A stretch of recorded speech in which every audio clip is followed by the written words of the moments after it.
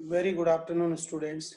Yesterday I started the topic of motion in a plane, right? आज actually में motion in plane को हम लोग स्टार्ट ही कर चुके थे कि that was the time was over, तो आज कंटिन्यूएशन में होगा मोशन इन प्लेन।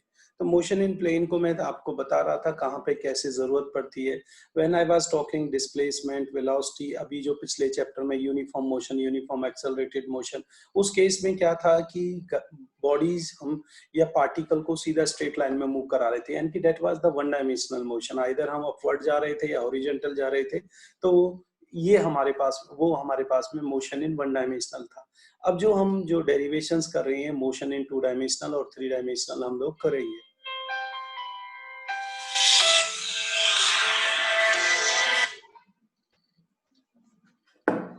अब हम यहाँ पे ये जो मोशन है one dimensional, two dimensional, three dimensional करेंगे, तो यहाँ पे एक एक करके हम लोगों को बताया कि मान लीजिए हमारे पास में कोई पार्टिकल है और पार्टिकल को यहाँ पे बता दिया है कि वो पार्टिकल क्या है।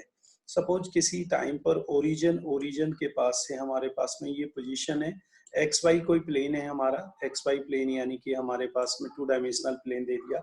एक्स के अलोंग जो डायरेक्शन होती है that is represented by I cap, and y के अलोंग जो होती है that is represented by j cap।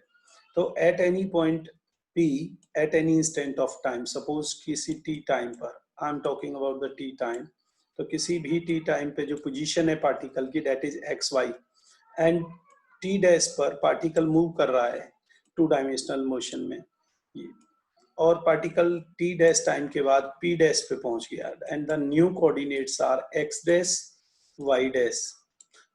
This OP dash is represented by a position vector r dash, and this OP is represented by a position vector r vector।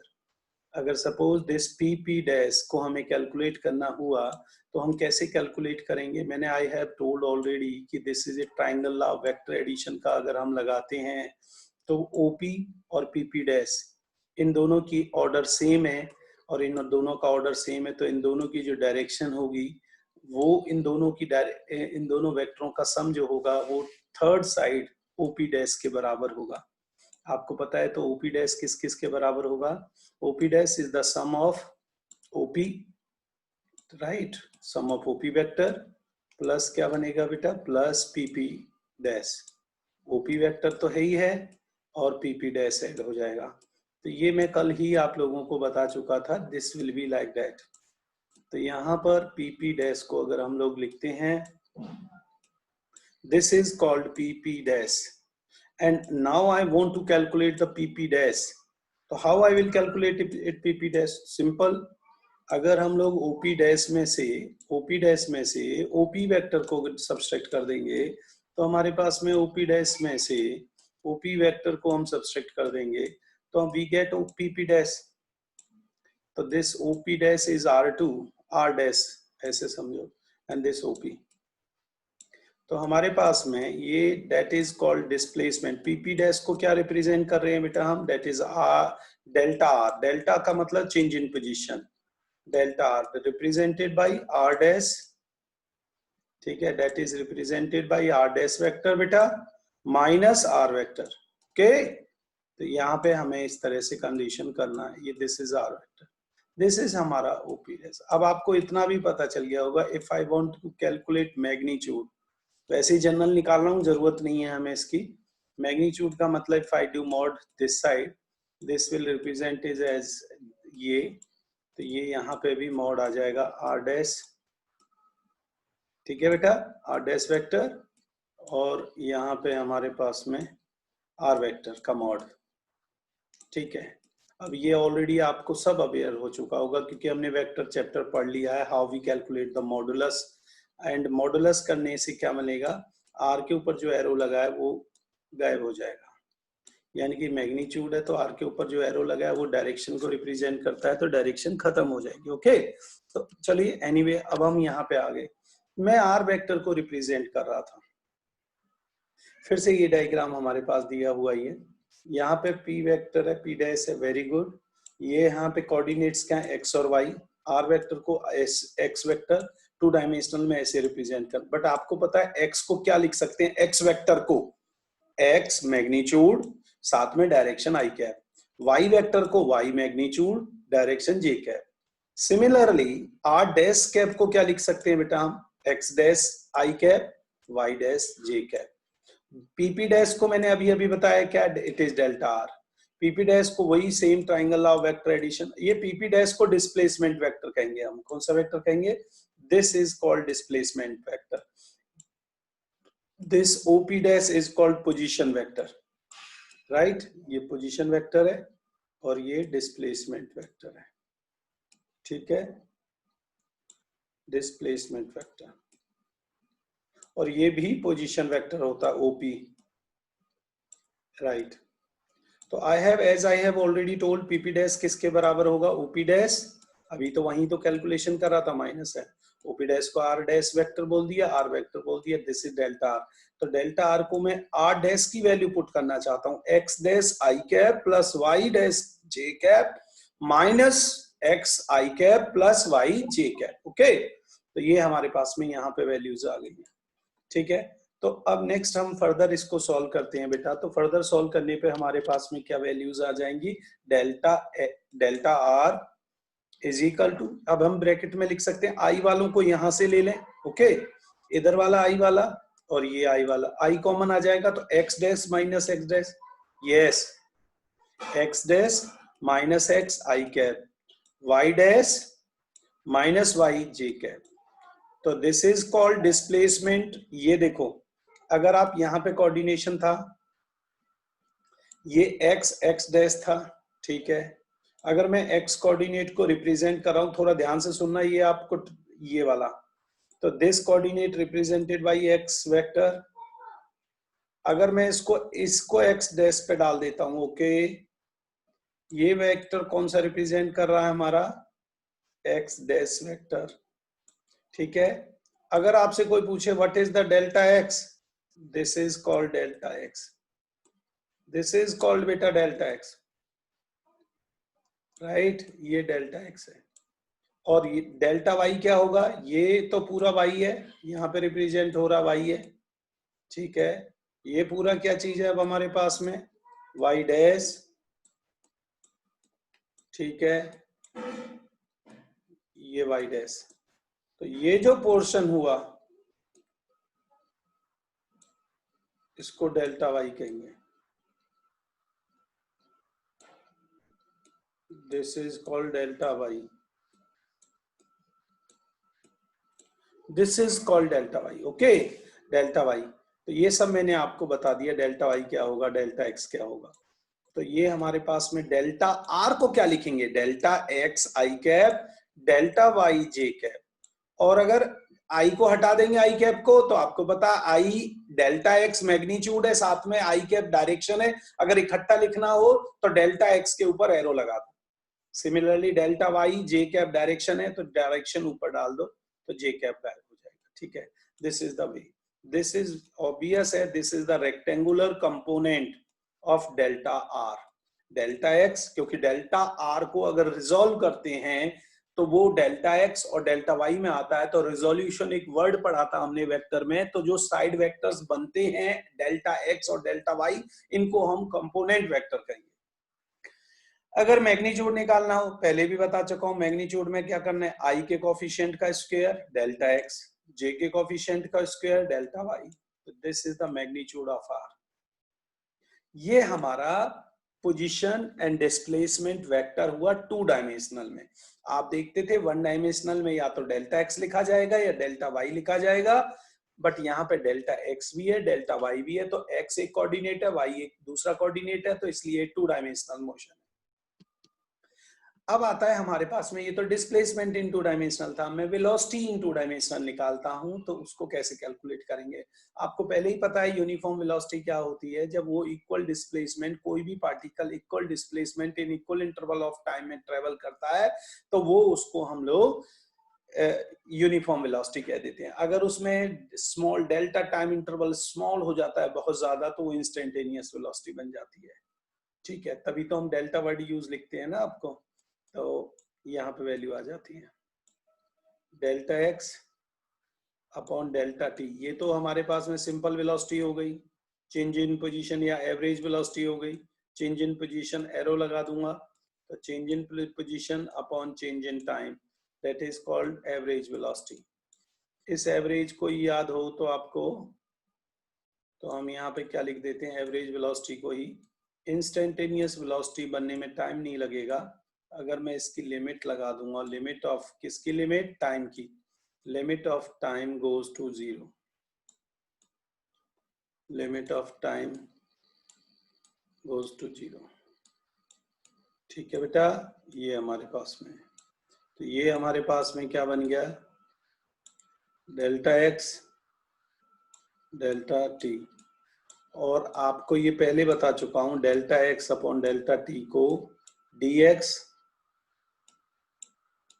ठीक है बेटा, it becomes dx dt,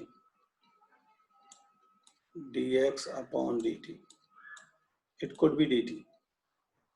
yes Tejpreet Kaur, saying something बेटा,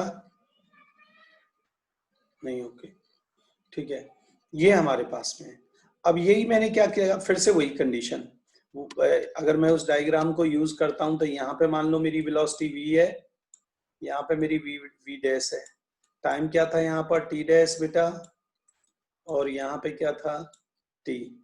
वो बेटा वो एक ऐसा भी हो सकता है, मैं अगर यहाँ पे t टाइम को मान लो 0 मान लो, इनिशियल टाइम अब स्टार्ट हुआ मान लो, ये 0 हो जाएगा, और फाइनल टाइम मतलब किसी t टाइम के बाद पहुंच गए अब हम वहां पर, तो t डैश को t भी लिखते हैं, ऐसा भी होता है, हमने लिखे भी हुए हैं इक्वेशंस में, ठीक है ना। तो ये चेंज इन पोजीशन, तो change in position initial position r की फॉर्म में थी, फाइनल पोजीशन r डैश, तो change in position r dash minus r dash vector minus r, change in position, change in time t dash minus t, चलेगा।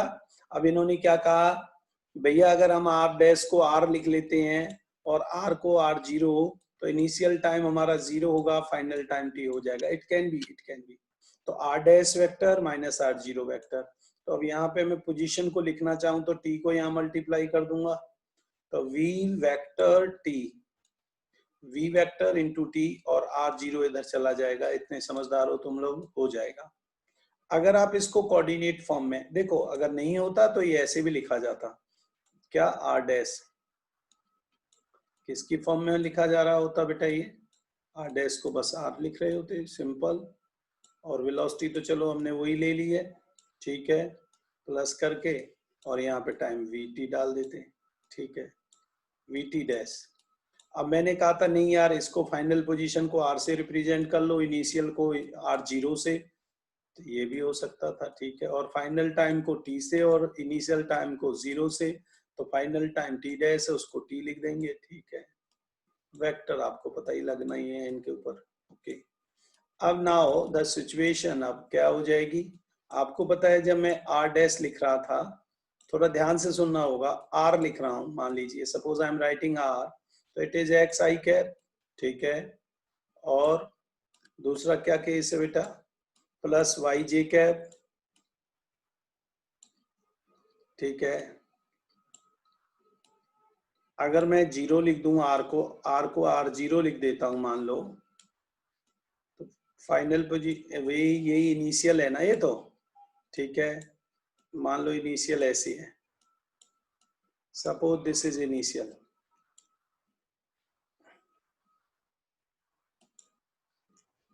ये initial है बच्चा, ध्यान देना,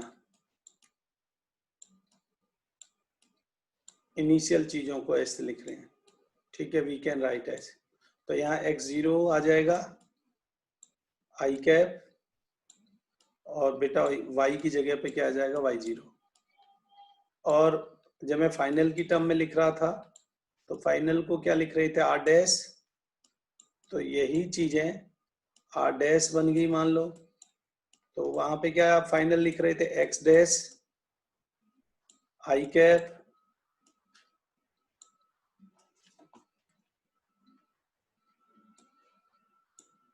प्लस की y cap y dash j cap.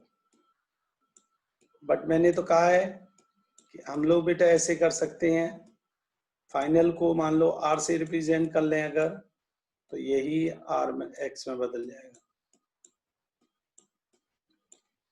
ठीक है, एक्स आई कैप और ये क्या बन जाएगा वाई जे कैप, यानी कि फाइनल को, ये भी एक तरीका है लिखने का, ठीक है ना। मतलब आप देख लो तो फाइनल एक्स की फॉर्म में तो इनिशियल एक्स जीरो की फॉर्म में, तो यहाँ पे इन्होंने यही लिखा फाइनल को एक्स आई कैप, इनिशियल को x zero i cap plus y zero j cap, velocity को भी क्या लिखेंगे v x i cap v y j cap, two dimensional में ऐसे ही लिखा जाता है बेटा। तो आगे इस इक्वेशन में पुट कर दो, कौन से इक्वेशन में, मान लो मैं इस इक्वेशन को नंबर 1 दे रहा हूँ, तो पुट इन दिस इक्वेशन, इस इक्वेशन में पुट करेंगे तो एक्स डेक्स पहले आ जाएगा, लेफ्ट को एक्स डेक आई कैप, बिल्कुल ठीक है। और जहां पे आर जीरो लिखा हुआ था वहां x zero i cap Y zero j cap, plus जहां वेलोसिटी लिखी हुई थी टू डायमेंशनल में लिखा जाएगा। अगर सपोज यही वाली कंडीशन है तो एक्स वालों को इधर से देखो, ये इसमें आई कॉमन इधर है, इसमें आई यहाँ पर है, तो यहाँ क्या लिखा जाएगा x zero i cap plus v x into t भी साथ में मल्टीप्लाई होगा वी एक्स टी, तब जाके आई कैप दोनों में लिखा जाएगा, तो आई कैप को कॉमन ले लेंगे, y zero i cap v y t j cap, j को अगर कॉमन ले लें तो ये वैल्यू लिखी जाएगी।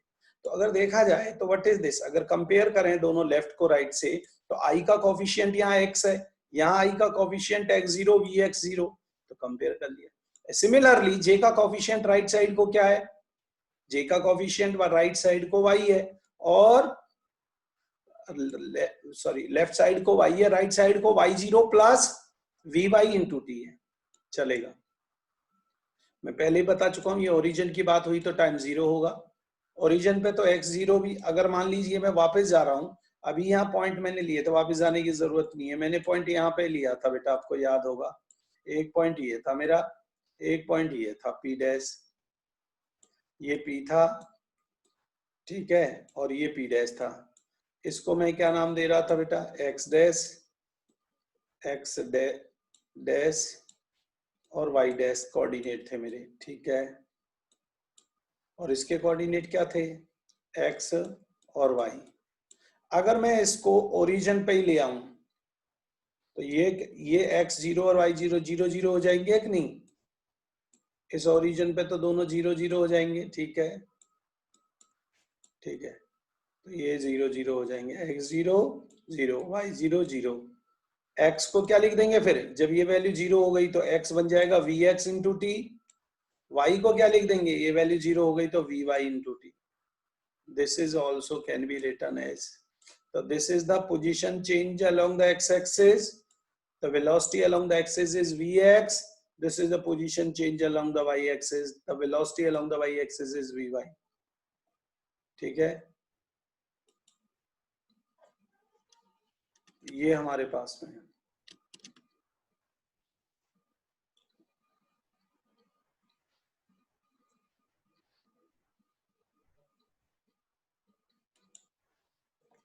अब आ रहा है हमारे पास में नेक्स्ट, अब सिमिलरली अब एक्सेलरेशन निकालो, अभी तक मैंने क्या निकाला था बेटा, पोजीशन निकाली थी टू डायमेंशनल में, वेलोसिटी निकाली थी, अब मान लो किसी इंस्टेंट पर वही वही सेम चीजें ले लेते हैं, किसी इंस्टेंट पर मान लो पी पॉइंट पर वेलोसिटी कितनी मानी थी मैंने, ये पी डैश है, ओके, वेलोसिटी कितनी है बेटा वी डैश, टाइम कितना है यहाँ पर टी डैश, यहाँ पे पोजीशन ले लें अगर मान लो ये आर डैश, ये पोजीशन ले लें बेटा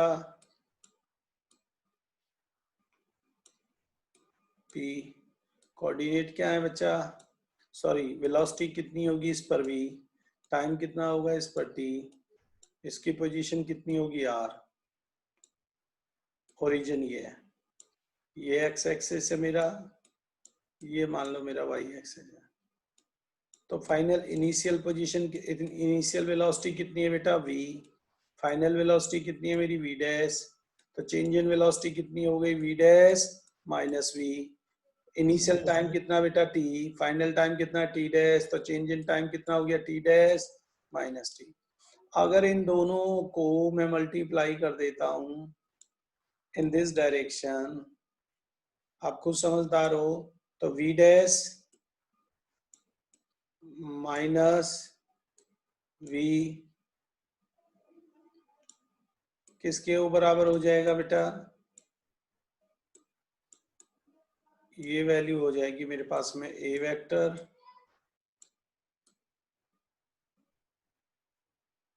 एक्सेलरेशन हो गया इनटू जो भी टाइम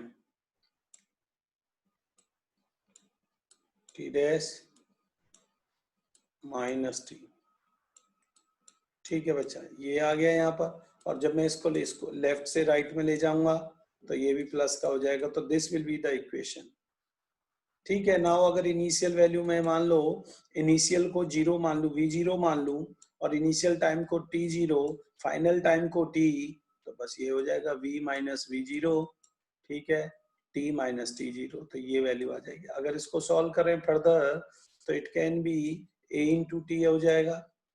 तो बेटा ये तो इंटू v0, v माइनस के 0। अब इस फॉर्मूले में देखो, वेलोसिटी अलग अलग सेकंड पर है। मान लो किसी टाइम पर, सपोज यहां पर ये 1 सेकंड में ए से पार्टिकल ए से बी पे पहुंच गया, तो वेलोसिटी v1 से v से, यहाँ v0 से यहाँ पे v हो गई v1। तो ए पर जो वेलोसिटी है v0, बी पर जो वेलोसिटी है v1, सी पे जो वेलोसिटी है v2, एंड ऐसे एंड सो अलग अलग टाइमों पर है। t is equal to 0, t is equal to 1, t is equal to 2, t is equal to t second. तो if I am talking about OB, अगर ट्राइंगल के लव वेक्टर इस ट्राइंगल में देखो, OA OB, ट्राइंगल है OAB। देखो बेटा, इसका एरो इधर को, इसका टेल इधर को, तो ऑर्डर सेम, बट इसका हेड इधर और इस वाले का हेड भी इधर। तो OB को क्या कहेंगे? OB vector is equal to OA plus के, OB is equal to OA plus AB। तो OB को क्या नाम दे रहा हूं मैं? V1 velocity. OA को क्या नाम दे रहा हूं? V0 velocity. और AB को क्या नाम दे दूंगा? A into T. One time क्या है? 1 सेकेंड। तो A ही लिख दूंगा, उसको कोई प्रॉब्लम नहीं है। ठीक है, this is the equation. Now I am talking about which, मैं अब की बार इस बात की बात कर रहा हूं, OBC। अब OBC ट्राइंगल की बात कर लो, तो यही वही OC इज द रिजल्टेंट, तो V2 OC is the resultant and it will be the sum of OB plus BC. OB is represented by V1 velocity, but BC is and this is velocity. OC को V2 represent कर रहा है, OB को V1 represent कर रहा है, BC को acceleration into time. But now it is 2 second, तो 2 से multiply हो जाएगा। मान लो ये सेकेंड वेक्टर हो गया। सिमिलरली थर्ड के लिए लिखूंगा तो V3 इज इक्वल टू किसके बराबर हो जाएगा? मान लो ये V2 प्लस में एक्सेलरेशन इनटू टाइम, तो अब की बार टाइम 3 सेकेंड है, तो ऐसा लिखेंगे, इट कैन बी ओके। तो ऐसा ही ऑर्डर चल रहा है हमारा। ठीक है, दिस कैन बी। अब हमारे पास में ये वाली वैल्यू आ गई। अगर मैं if I am talking about, अब ध्यान सुनो, if I am talking about OCD triangle, तो OD किसके बराबर हुआ? ये साइड किसके बराबर हुई? Sum of two sides, OC plus AD। AD को बोला है मान लो T टाइम, मान लो यहाँ 1 सेकेंड, 2 सेकेंड, 3 सेकेंड, और यहाँ T सेकेंड आ गया, एग्जाम्पल दिया है। तो ये T, तो एक्सेलरेशन इनटू T रहेगा। तो यहाँ पर OD को V वेलोसिटी से रिप्रेजेंट कर देंगे, और OD को OA को किससे रिप्रेजेंट, सॉरी अब मैं, यार एक बहुत बड़ा ब्लंडर हुआ अभी, ये ध्यान सुनो। ये जो लास्ट वाली ट्राइंगल है मेरी, वो OD या OA है। या कह लो एओडी। अगर मैं इस पूरी लाइन को लेता हूं तो ये एडी हो गया। एडी का मतलब टोटल टाइम लग गया, तो एक्सेलरेशन इनटू टाइम टी लगेगा। तो मेरा ओडी जो रिजल्टेंट है, जिसे मैं वी वेलोसिटी बोल रहा हूं, that will be the sum of OA, that is v zero, plus AD, acceleration into total time. ये होना था बेटा, ठीक है ना। तो ये किसकी फॉर्म में आ जाएगा, इनिशियल वेलोसिटी और ओडी फाइनल वेलोसिटी। तो ये ऐसा लिखा जा सकता है। अगर मैं इसको टू डायमेंशनल लिखूं, इस वेलोसिटी को, आपको बताइए v x i cap, v y j cap. अगर मैं जीरो वाली वेलोसिटी को लिखूं तो कोई प्रॉब्लम नहीं, v x zero i cap, v y zero j cap. Acceleration को टू डायमेंशनल में लिखता हूं तो it can be a x i cap, a y j cap, और टाइम तो को भी ए की टी का ही टी रहेगा। अब हम आई वालों को एक तरफ कर लेंगे और जे वालों को एक तरफ, तो कंपैरिजन करने के बाद v x is equal to v x zero a x t, और v y is equal to vy0 plus ayt. This is the acceleration, this is the final velocity दे रखी है। तो this is representing the two dimensional uniform acceleration। Okay, ये यहाँ पे हमारे पास में यूनिफॉर्म एक्सेलरेशन को रिप्रेजेंट कर रहा है। अब नेक्स्ट आ रहा है हमारे पास में position time relation for uniformly.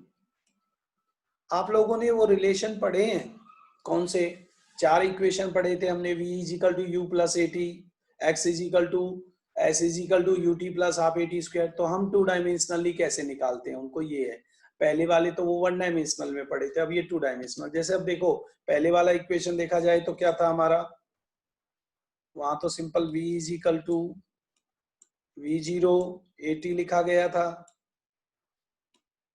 v0 this was the one dimensional equation.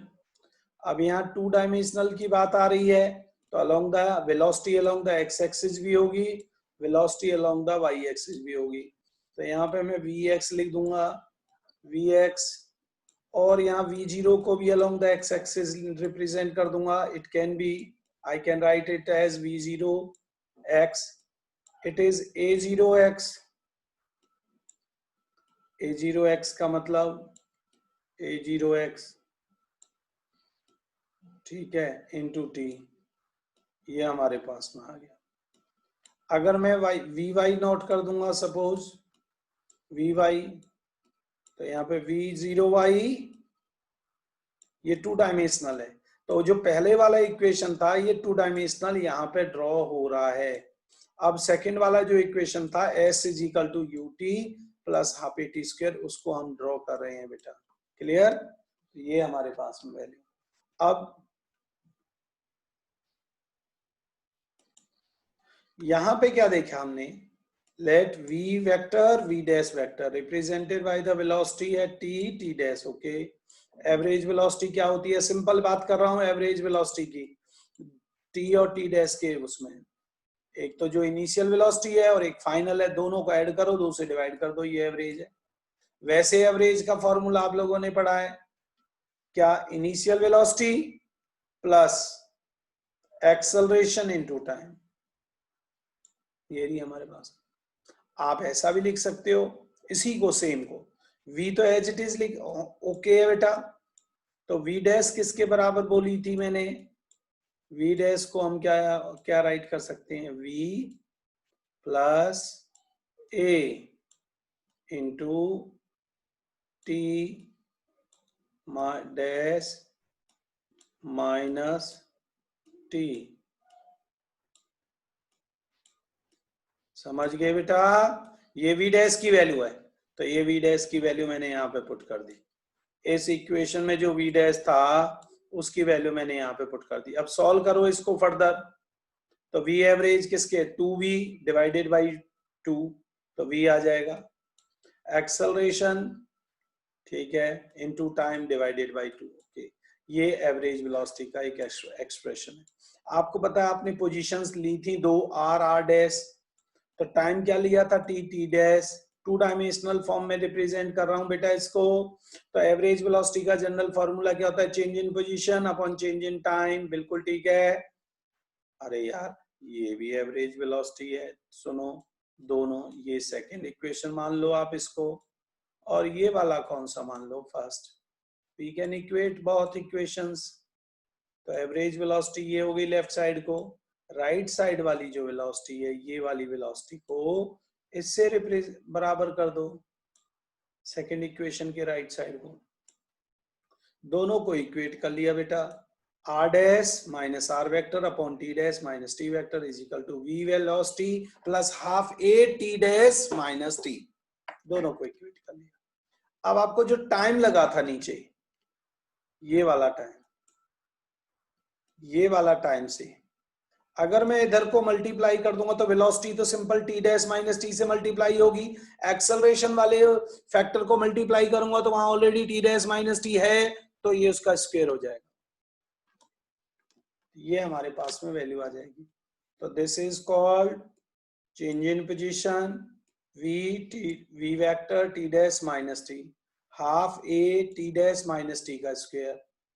Are final position किसके बराबर हो जाएगी, ये आर को इधर को ले जाओ बेटा, यहाँ पे क्या वैल्यू आ जाएगी, आर डैश वेक्टर यानी कि r vector v t dash minus t plus half a t dash minus t का स्क्वायर। ओके, ये हमारे पास में रिलेशन है। अब थोड़ा समझना पड़ेगा इसको, ये मोस्ट जनरल इक्वेशन है टू डायमेंशनल में।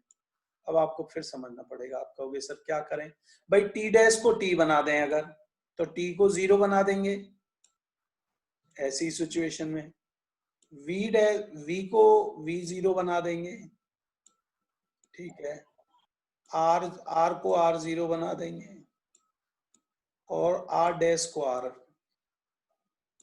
क्या वैल्यू बन जाएगी पता है, r vector is equal to r naught का वेक्टर v0t। तो यहाँ t, ये t माइनस 0 तो t आएगा ना बेटा, t माइनस 0, यहाँ पे t माइनस 0 तो vtu बन जाएगा।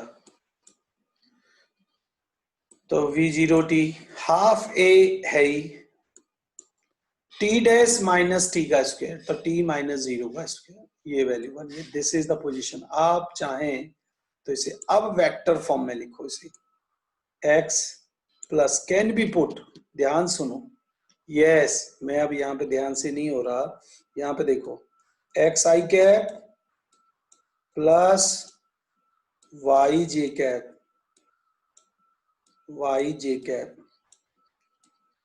अब देखो बेटा मैंने पहले भी कहा स्क्रीन पे कंसंट्रेशन है तो समझ में आएगा, नहीं तो नहीं। बोर्ड इतना बड़ा होता था, अगर थोड़ा बहुत इधर उधर कंसंट्रेशन हो भी जाती थी तो फिर से बोर्ड को इतना वो नहीं आता था। तो यहाँ x0 i cap plus y0 j cap. Similarly velocity can be, अब प्लस लगा दो, चाहो तो इसे एक ब्रैकेट में लिख दो, can be right in A bracket. x0 velocity को क्या लिख सकते हैं हम, v0 along the x axis, v0 into t, तो t है, ये एक्सेलरेशन है, ये ax बन जाएगा, ठीक है। ये एक्सेलरेशन वाला कंपोनेंट ax प्लस ay, आगे वैल्यू यूज करो, यही वैल्यू आ गई ना, along the x axis position vector, ये अलोंग द वाई एक्सिस, इसलिए टू डायमेंशनल है क्योंकि दोनों के दोनों डेरिवेशन साथ आ रहे हैं।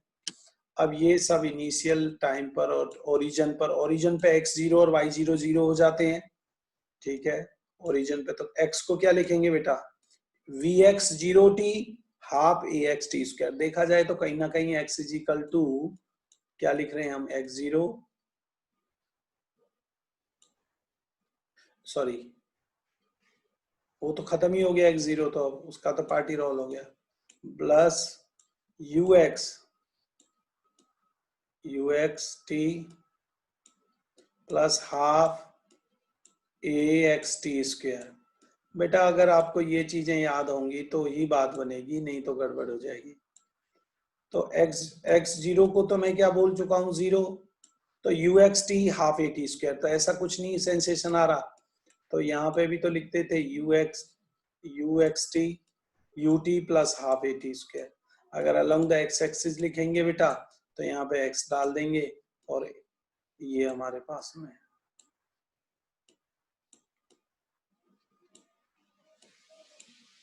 ये यू एक्स हो गया, ये ए एक्स हो गया, ये एस एक्स हो गया, ये हमारे पास में। सिमिलरली वाई के अलोंग लिखेंगे, we can write along the y axis. Now तो वेलोसिटी, अब हमारे पास में इन जनरल वेलोसिटी एक्सेलरेशन में हमने टू डायमेंशनल में वेलोसिटी को कांस्टेंट माना है और एक्सेलरेशन वेक्टर के साथ में ए को कांस्टेंट माना है। जो ए है दैट इज एक्सेलरेशन। जब हम पोजीशन की बात कर रहे थे तो वहां वेलोसिटी को कांस्टेंट माना था, वो यूनिफॉर्म मोशन का केस था। जब ये यूनिफॉर्म एक्सेलरेटेड का केस है, we are considering here. Similarly in the same way ये फिर से वही चीज आ गई, ये इनिशियल पोजीशन, ये फाइनल पोजीशन। अगर मैं इसको एवरेज बनाऊं तो टोटल चेंज इन पोजीशन वही r dash minus r upon t dash minus t, तो डेल्टा आर लिखा जा सकता है। This is called average. और मैं पहले भी बता चुका हूं, if I put average limit time goes to 0 it can be dr. this is instantaneous velocity। तो एवरेज और इंस्टेंटेनियस में आपको पहले भी पता चल, डिस्प्लेसमेंट वेक्टर ये मैं पहले बता चुका था आपको। This kind of derivations we done already. Similarly about the average और इंस्टेंटेनियस, देखो एवरेज क्या लिखें, वी कैन राइट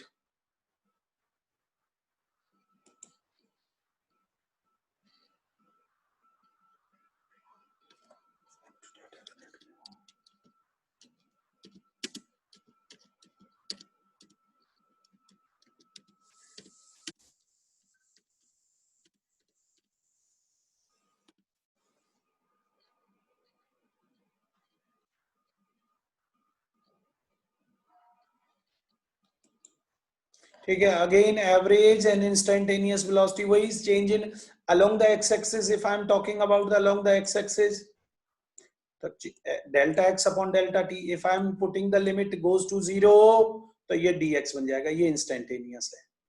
अगर ये वाला पोर्शन सिर्फ एवरेज को रिप्रेजेंट करता है, अगर इसमें हम average limit time goes to कर दे तो इंस्टेंटेनियस बन जाता है। along the y axis वही हो जाएगा, delta y upon delta x, ये इंस्टेंटेनियस बन जाएगा।